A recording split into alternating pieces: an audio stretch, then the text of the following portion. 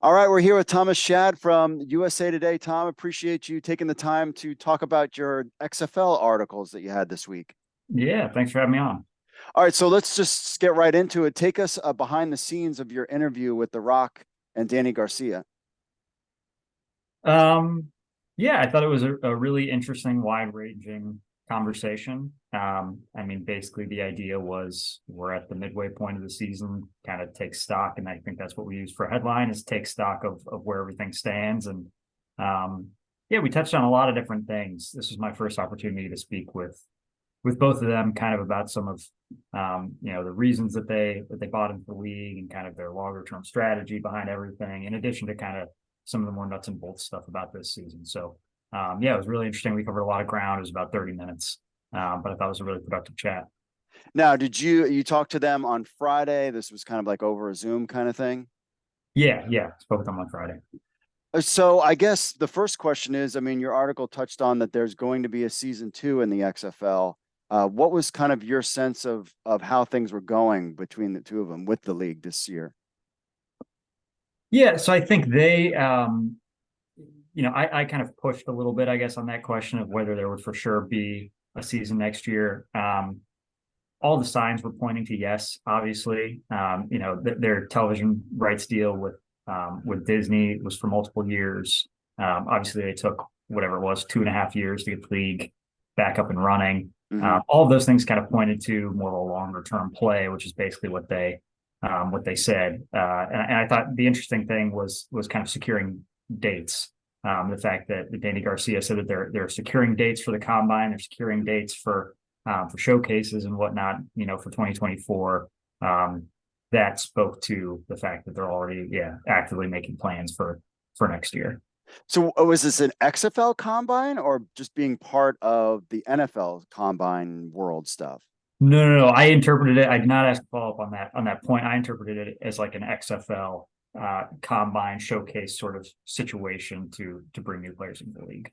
So that they're thinking that there's a separate thing. There's the showcases is one kind of event, and then they're doing some kind of combine because that would be kind of new Um, in this. Yeah, I'm not entirely Mm. sure. I know Dany Garcia mentioned that and kind of the litany of things that they're starting to plan for and secure dates for. But I don't know if those are kind of one and the same or if that's a separate new thing. Interesting. Okay. Yeah. I mean, we've been covering the XFL since 2018, so we're super nerds when it comes to all. So the littlest things, when you cover a league that's only played really 10 games, 11 games, anything they say is kind of like, wait, what? Right. Um, so was there any other things that you guys talked about that kind of didn't make the articles? Um, my opening question was about kind of highs and lows of the season, highlights, low points. I think I termed it rose and the thorn, which I always prefer. You come home after a long day at work and you say, "Hey, honey, how was your day? What was the rose? What was the thorn?" Or that sort Uh, of thing. So that's kind of how I framed it to them. And yeah, I mean, I thought the answers and kind of what they said were pretty much what you would expect. They said the high point was the atmosphere. Dwayne Johnson specifically mentioned watching AJ McCarron.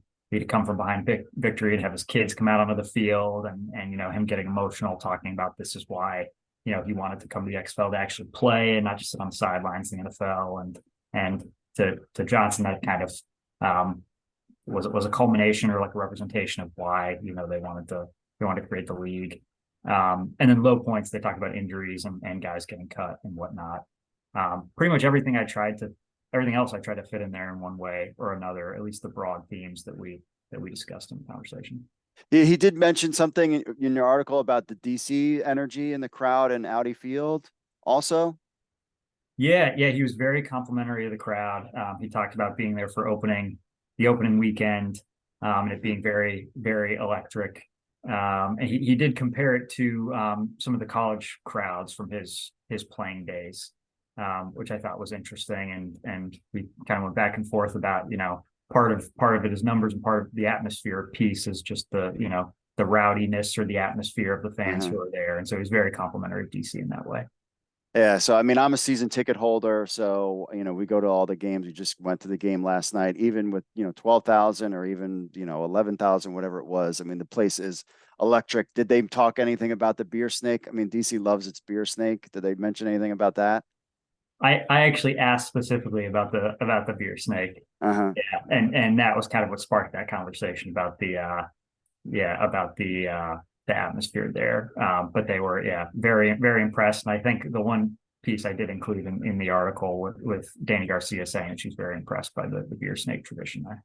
Oh, good. Yeah, because there was concern that they might not be able to, like, they wouldn't be able to, fans wouldn't be able to do it because they were breaking it up the first game. And I'm glad that, they reached out and kind of rectified that situation.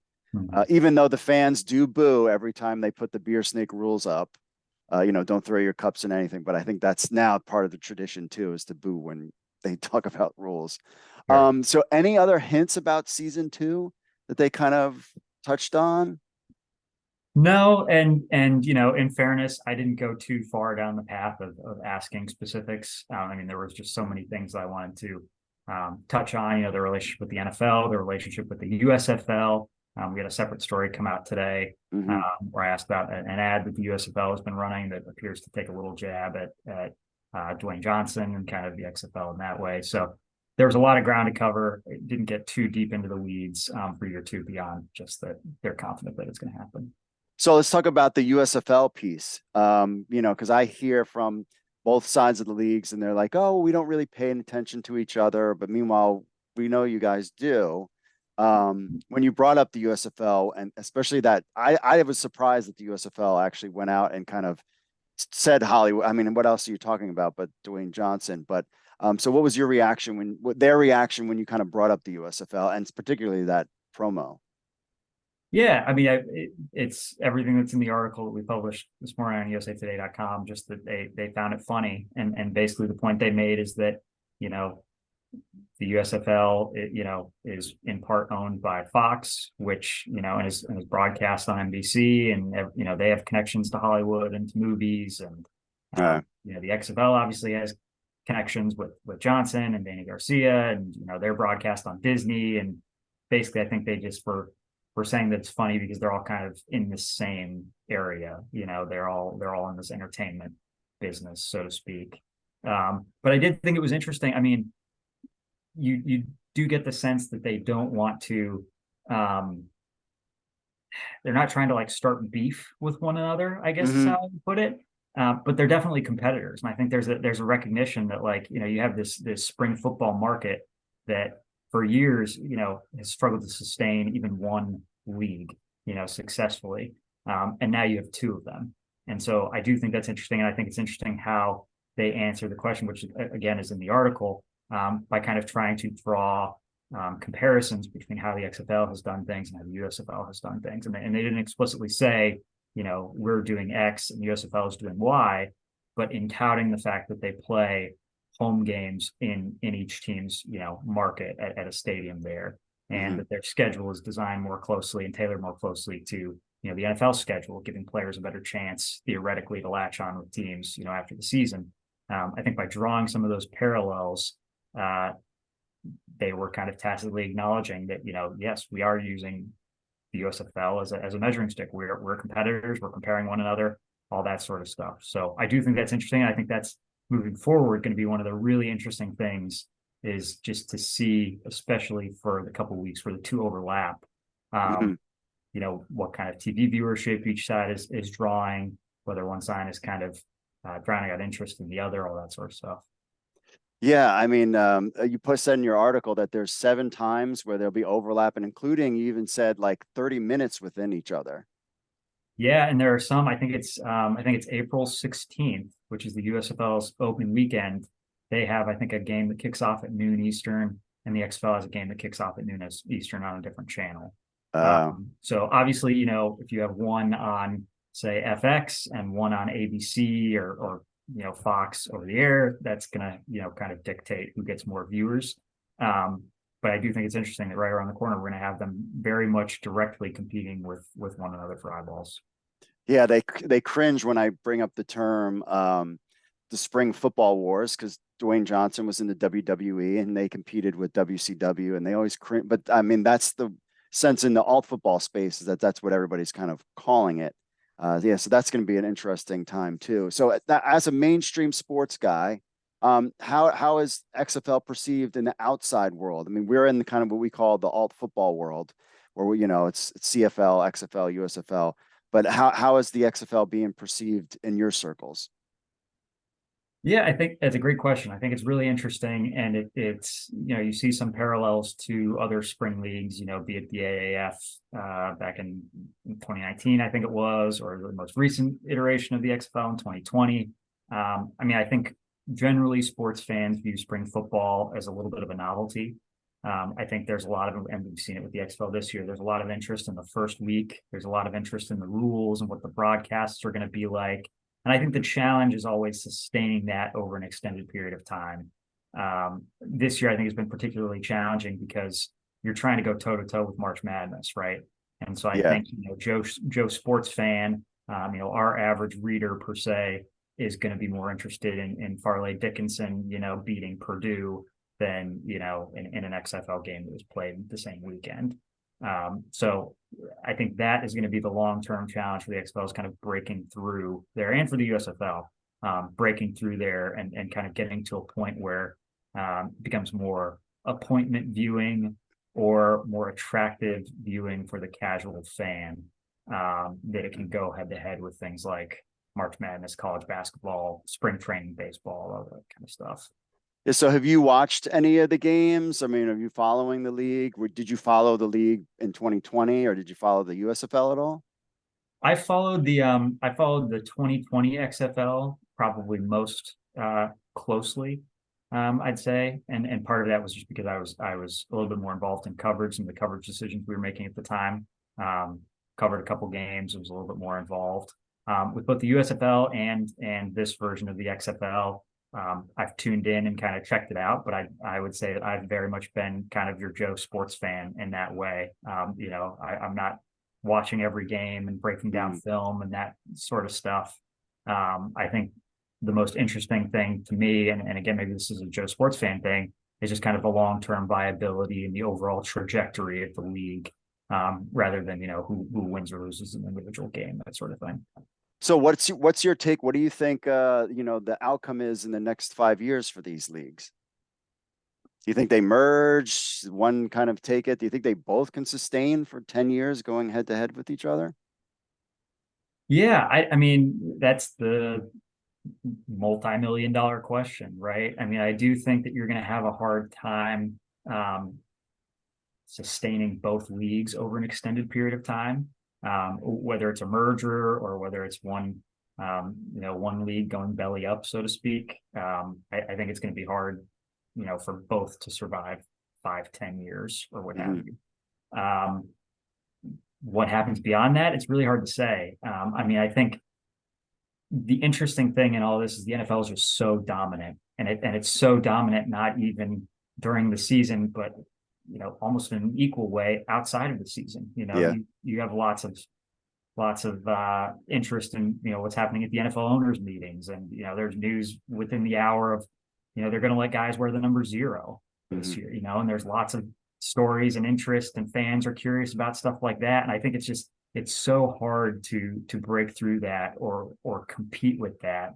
And really, I think the long term answer is going to be in the form of individual players. Essentially, you need a star attraction. You need somebody to start going crazy, somebody to have a crazy personal story, some player that becomes kind of appointment viewing, and that can kind of help carry the league into more the Joe fans kind of realm of awareness, and make them want to tune in. And I don't know specifically how you get there or when you get there, but I think that's going to be key moving forward. Do you, based on like USA Today's traffic, I mean, if you guys do an article about the NFL Combine or something really low key on the NFL side of things, I mean, how would you compare it with like an XFL article? I mean, are you talking like, the minuscule, like something like this number thing? You guys do an article on that vein. Is that like 10 times the amount of traffic to that one article versus the XFL? I mean, is it really super far apart, or is there still some interest in the XFL, or is it just the NFL is the juggernaut? It's a fair question. It's really hard to give any sort of an accurate answer just because the types of stories that we're writing about both are completely different. The volume of stories that we write about both are completely different. True. So it's really hard to compare them. But I mean, I can tell you not just from our traffic, just generally the interest in the NFL is insane, and the number of people who tune in to watch every minute of the NFL scouting combine, I think speaks to that. Or who are writing takes about Lamar Jackson's contract situation every other day. I mean, I think there's stuff like that just is on a different level, and it's not even relative to the XFL. It's relative to all sports. I think globally, unless you get into European soccer transfer window stuff, I mean, I don't think there's a league that draws more attention, more eyeballs, year round than the NFL does. I mean, one of the things Oliver Luck had said was that if they could just get 20% of the audience for the NFL towards the XFL, like they would be one of the biggest entities out there. So final question for you. If the DC Defenders have a home playoff game, would you go to the game and participate in the beer cup? Would you drink a beer and then pass it along? Important question. Fair question. Unclear. I mean, the cop-out answer is I would say I don't go to tons of sporting events that I'm not covering these days, which is the sad reality of being a sports writer. So I guess in that way, I would say probably not. But I am a big fan of Audi Field. It is a beautiful stadium. Several things there, and yeah, it's a beautiful. I mean, not a bad seat in the house. And there's been a really good atmosphere every time I've been there for all sorts of different events. So yeah.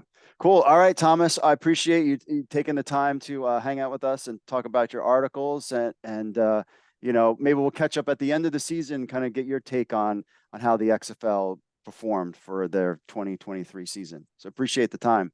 sure thing. Yeah, thank you.